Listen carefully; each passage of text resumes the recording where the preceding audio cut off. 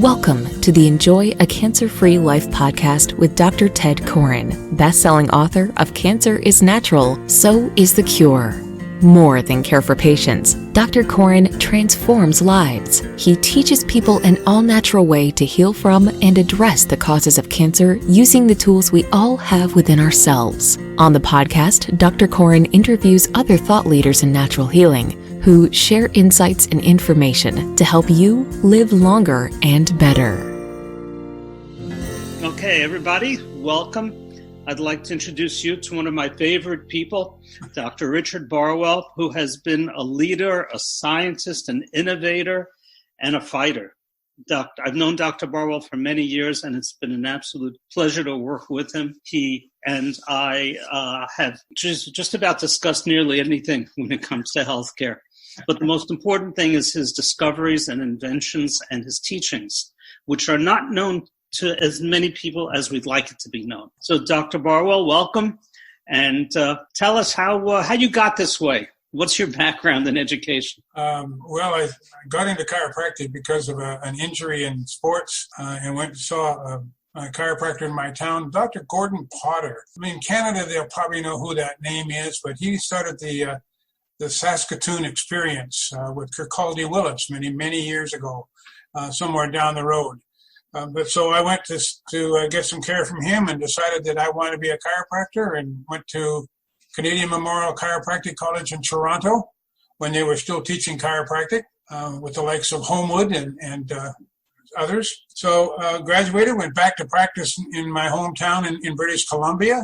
Practiced there for several years and ended up going down to Australia and practicing Australia. And I practiced there for a few years, met a wonderful lady down there that happened to be an American that was down there. We got married and moved back to Canada, and I practiced in Canada for 32 years. And then got an opportunity to join Dr. Guy Reekman when he was running the Quest program. He asked me to come and join him. So I sold my practice and joined him in Colorado. And that led me to meeting somebody by the name of Dr. Annette Long, who was a clinical psychologist. And her and her husband, Dr. Alva Byers, were experts in brain work, in neurofeedback and brain work. They've been doing brain work for 25 years. They're part of the pioneers in the biofeedback, neurofeedback world. How would you describe brain work? Well, they were doing EEGs, and then from these EEGs, testing, showing how the brain was actually functioning and the cortex. So electrical analysis of the brain. Electrical analysis of the brain, checking and seeing what kind of patterns were being developed by the brain. And then in the neurofeedback, they were doing training programs using that same instrument to be able to help change those brainwave patterns to more normal patterns. And so my work with those two led me to sort of understand that maybe we were looking at chiropractic the wrong way, that we were looking at health from a standpoint of structural through the bones and the spine, rather than looking at it from a neurological standpoint. Now, a lot of people who are listening are lay people who don't know chiropractic very well. So just as a way of introduction, your chiropractors release stress on the nervous system. And more than that, really. And you have been instrumental in helping doctors, really of all kinds, not just chiropractors, understand how their interventions make a difference. Is that a good synopsis? Yes, and a whole different look. When you start moving away from looking at the cause as being something inside wrong necessarily, or a bug invading you, or something out of balance, and you start looking at the reason of why this happens, you start coming back to looking at the nervous system, because the brain and the nervous system control every single action down to cellular level in the body. And so if you really want to find out what's going on, you better find out what happens with that control system, the brain system, and why it's not working right, so that the right messages aren't going to the various tissues and cells so that they can respond properly. Energy and matter are the same thing. It's just that the matter is organized energy. And that organization of that energy means that it's a rock. That's an organized energy that's manifested as a rock. Or it may be as a human, because look at the organization required to make a human work, right? Incredible. We have to have all the stuff working together. All those systems, we talk about the cardiovascular system and the immune system and the the elimination system, the reproductive system, you name it, respiratory system. All of those things have to work together with that energy to keep us healthy. When that energy gets out of sync or out of focus or out of balance, it's going to be expressed then as a problem somewhere in those systems. Does that make sense? So you're not looking at specific diseases, you're looking at the entire body. Yeah, diseases, the thing about diseases, they're just made up. You got to understand that. Every disease that has a name to it is made up. You know, that's very consistent with the homeopathic approach and the natural healing approach, that we have many diseases as there are people on earth. Everyone is totally unique. In Chinese medicine, that's what they would say. There are as many different diseases as there are people. Yeah. And 100 people with a named disease, whether it's a common cold or allergies or cancer or heart disease, have some similarities, but a lot of things that are totally unique to their mind-body, you might say, to their physical expression of the disease. When the system gets out of balance, and it can be from a cellular level out of balance, and that's going to affect an organ, that's going to affect a system, and that balance is going to continue to grow, that imbalance is going to continue to grow. The only way the body can tell the conscious mind that it's got a problem is to create signs and symptoms. So when you take those signs and symptoms and you lump them together, like that's what medicine does, it lumps them together and then gives it a name and calls it a disease, when actually all it is a manifestation of the system being out of balance, and that's how it manifests itself. It may manifest itself as cancer or diabetes or ALS or you name it. A lot of Hippocrates said that the symptoms are how the body tries to heal and rebalance itself. So that the external symptoms, fever, rash, etc., is how the body is trying to rebalance, get rid of toxins. For example, in the cancer book, the tumor is designed to absorb toxins and store and sequester and concentrate them. So this is very consistent what you're telling us with Hippocratic doctrine, the father of medicine, Hippocrates. That's kind of gotten lost somewhere along the way because of I'll say my dollar influences have changed the whole concept of health. You know, and as we look at this, we say the question has to come what causes these systems to get out of balance? And it comes down to one simple factor. And it's a word that we all use, but we don't pay much attention to it. And it's a word called stress. And we live in a world of stressors. And some of it is good stress now because that's the way we've developed. For instance, we've adapted to gravity. You send people up into that space station up there, they've got a real problem when they come back because they've lost that ability to adapt to gravity that we think is no problem down here.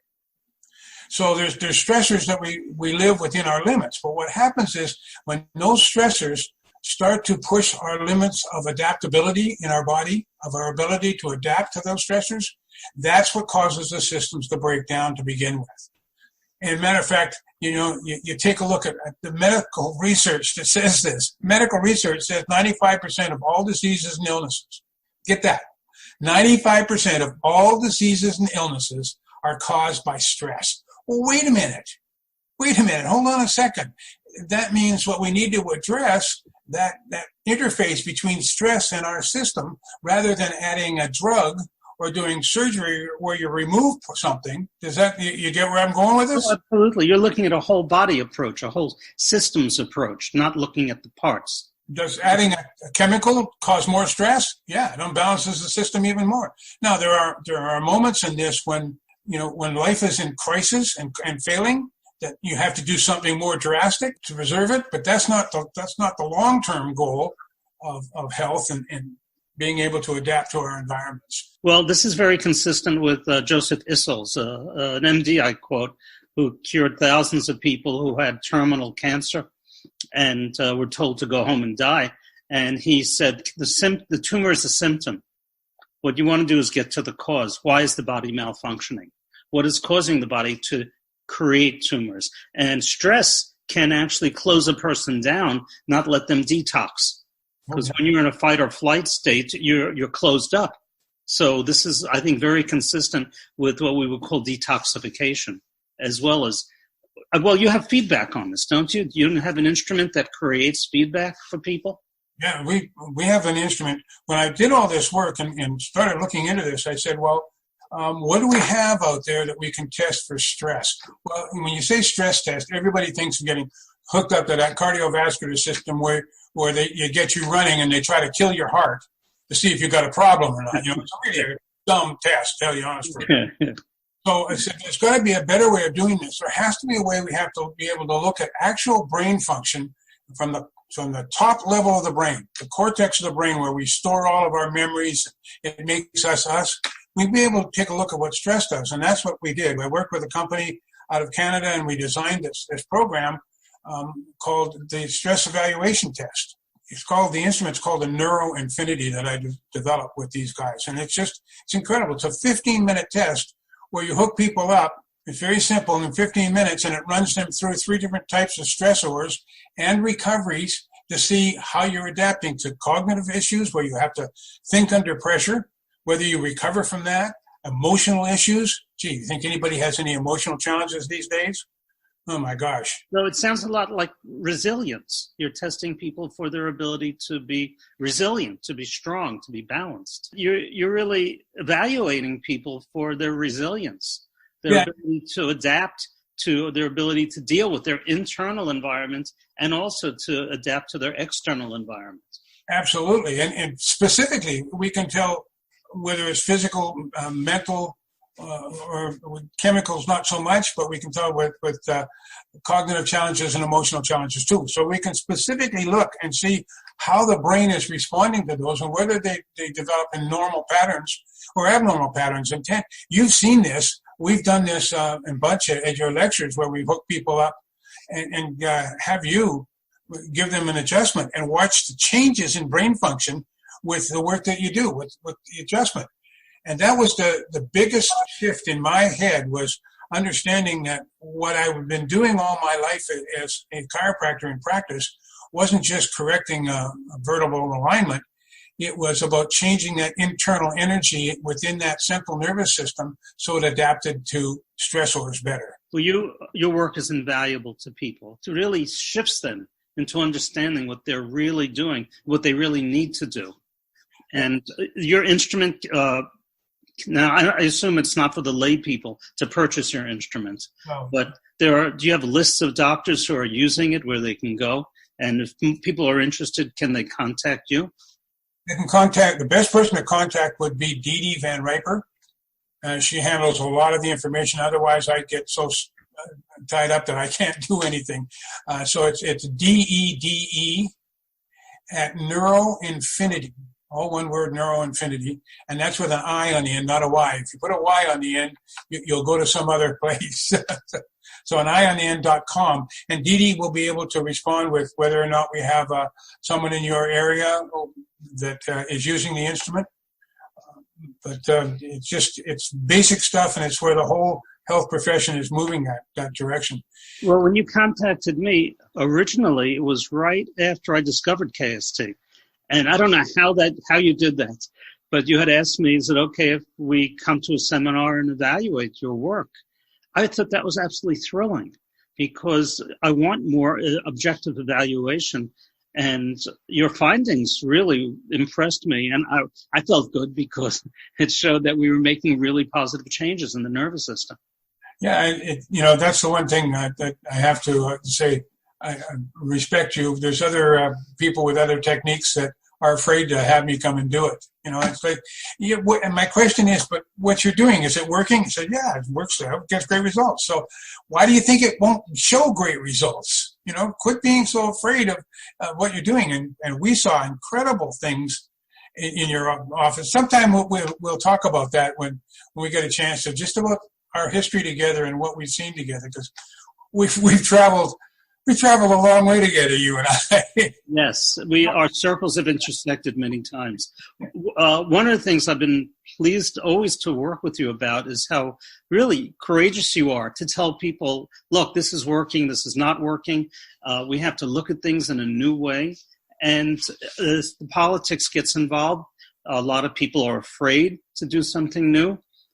Teachers are afraid of new things because it takes away from them their ultimate authority over the students, I imagine. But you've been very courageous in standing up to people and saying, just test it.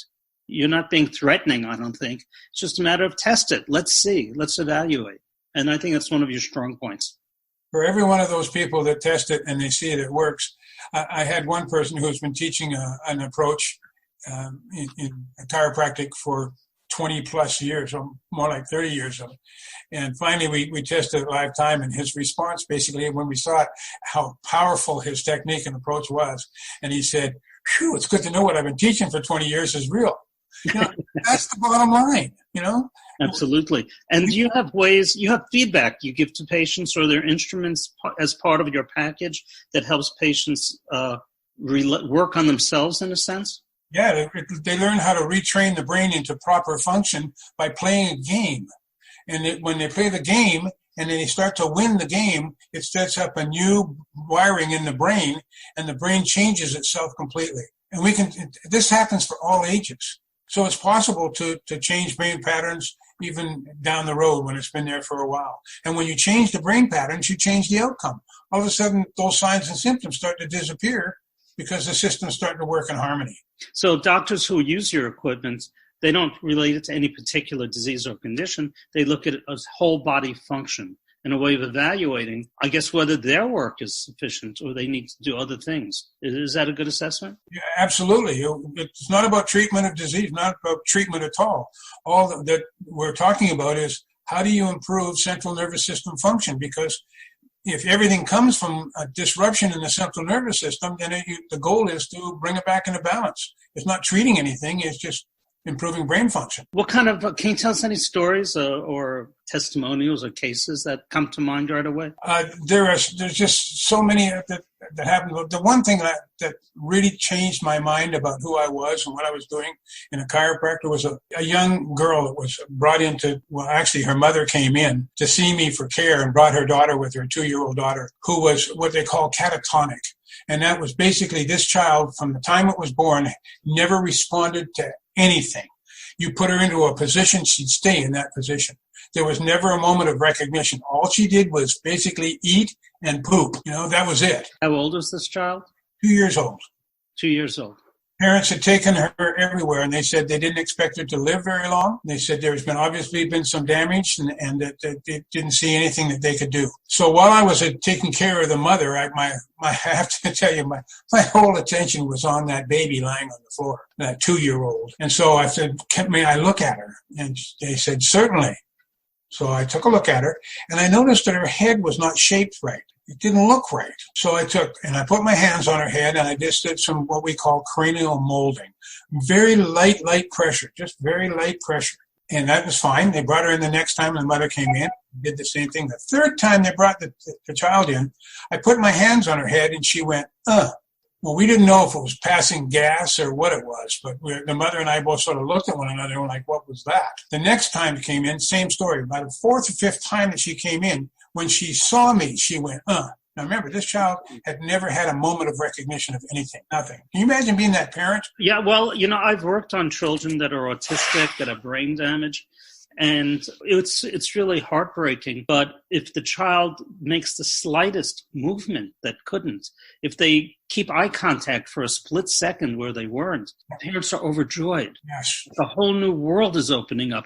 To them, a kid who's catatonic and does anything, a regular kid, is running around, no problem. Nobody thinks twice about it.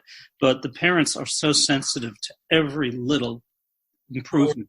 The next stage of this response was when she'd see me, she'd put her own hands on her head. Wow. And then we progressed through care, and this is the child. Pretty soon that she started to babble speech. It went on. I took care of her for many, many years. Many years. She was walking. And she turned this beautiful little blonde-haired, blue-eyed young girl. She just had a little bit of paralysis on one side of her mouth. And I remember the time that the mother called me up and said, Jill just crawled into the fireplace. Thank God the fireplace wasn't on, but we both cried because she was crawling. Oh, wow. She was walking. Oh. And I saw her through the years, and I was always giving her a bad time when she came in. And I was going like, so how are you? And she was now tested 1 year behind her normal. She's 8 or 9 years old at this stage again. I said, so how's your boyfriend? And she'd say, I don't have a boyfriend. So finally one day, I said, how's your boyfriend? She said, fine. I went into parent mode. I said, what, you have a boyfriend? And she burst into hysterics and started laughing, and she said, no. She learned about humor at the most subtle level. That's powerful.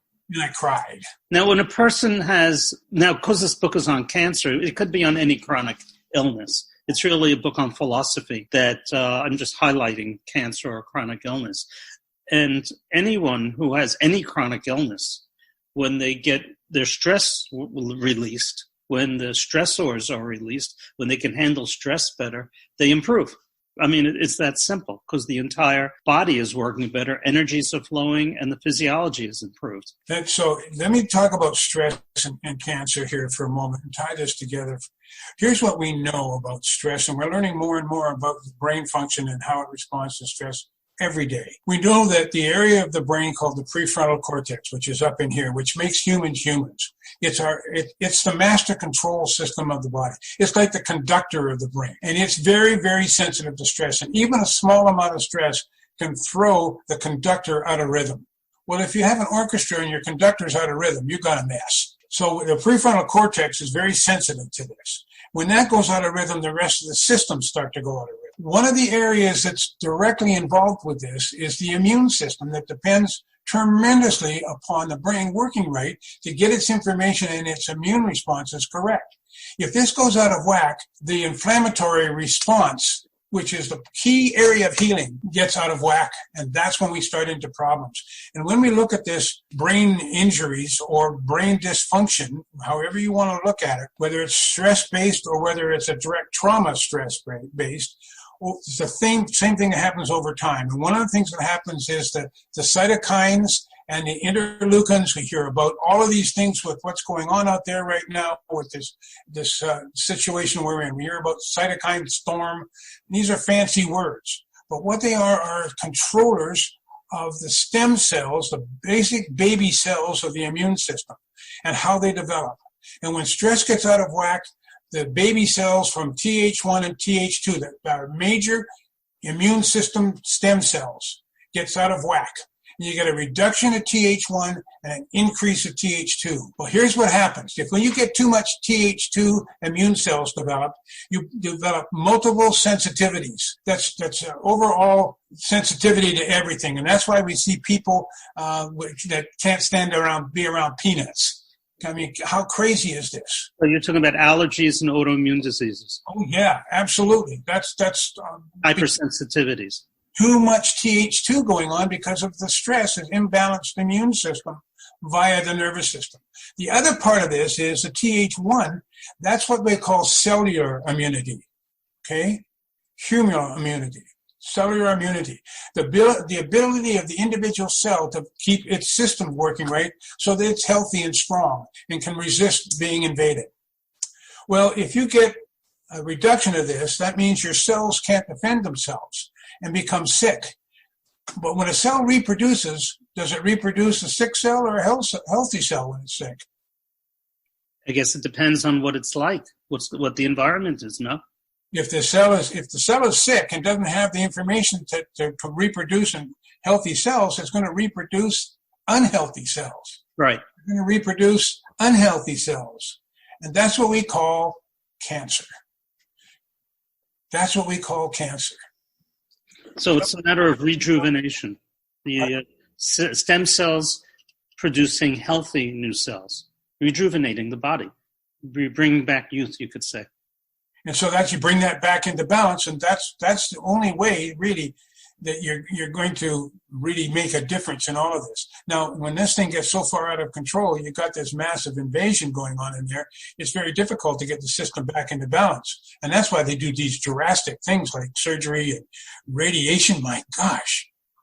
Well, wouldn't the lack of releasing stress and of all kinds, whether it's neurological or physiological or toxic, wouldn't that relax the body and help it detox naturally? Yeah, absolutely. And that's why things such as, Tai Chi and yoga are so important, and why they've been developed, in those countries where they didn't have all thank goodness, all the modern medical approaches, where they went back to saying, no, I need to get my system back in balance. I need to learn how to de-stress myself.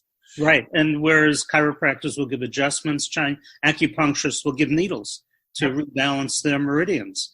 People who do Reiki will do that. People who do yoga or Qigong, whatever system they wish to use, it helps to really rebalance the body and release stress. Yep. And the idea of the adjustment and the needles and so on is a neurological pattern interrupt, because the brain can't regulate itself. It's one of its big weaknesses. It gets stuck in patterns and it can't regulate itself. And so you have to do something to interrupt that pattern. So you've got to do something drastic, whether it's either you face your reality and go through a crisis situation where your whole attitude to life takes a shift, or with a chiropractic adjustment, it puts a neurological pattern interrupt in there. That's what the acupuncture needles do. That's a neurological pattern interrupt that goes into the brain, goes all the way to those highest areas like the prefrontal cortex, and the brain goes, okay, you got my attention. Now here's the key. Here's what we have just discovered, thanks to Dr. Heidi Havoc, is this, that if you get a neurological pattern interrupt, such as a chiropractic adjustment, she's found that there's a 20-minute window after that adjustment where the brain stays open for more information. So if you're just taking care of somebody and getting an acupuncture treatment and going back out into the environment that created that problem in the first place without doing something to reinforce that moment of opportunity to change patterns, you're not getting the most benefit you can. And that's where the biofeedback and neurofeedback come into play. So you're really training the nervous system to adapt to a new reality. Rewiring. You're rewiring back to its original wiring, you might say. Or just at least a better pattern that was there, that was stuck, that was creating the manifestation of whatever illness that you ended up with, because the pattern was stuck there. You're going to break that pattern and build a new pattern. You're not going to get the same results. Now you have a book or two on the subject. Also, are there monographs? Are there websites people can go to find out more of your work, to read testimonials or case histories, get a little inspired by what you're telling? Yeah, they're on Facebook, and again, it's NeuroInfinity with an I on Facebook, and it's neuroinfinity.com is the other area. You can go and get all the information you want. I have a book that I put out. It's called Why You Get Sick and How Your Brain Can Fix It, and that's available on those sites as well. So, and it's been a very interesting exercise writing that book and putting it out there. You know what it's like. It's fascinating putting all this stuff down. All these years that we've gathered all this information, we've got to get it out there. Well, I think you're doing a great service. You've been one of my mentors, one of my inspirations, and I'd like to thank you for your work. And may it continue. Live long and prosper. This show has been produced by Market Domination, LLC. To discover how you can have your own show completely done for you and turn it into a real published book and become the authority in your marketplace, go to www.marketdominationllc.com/podcast offer.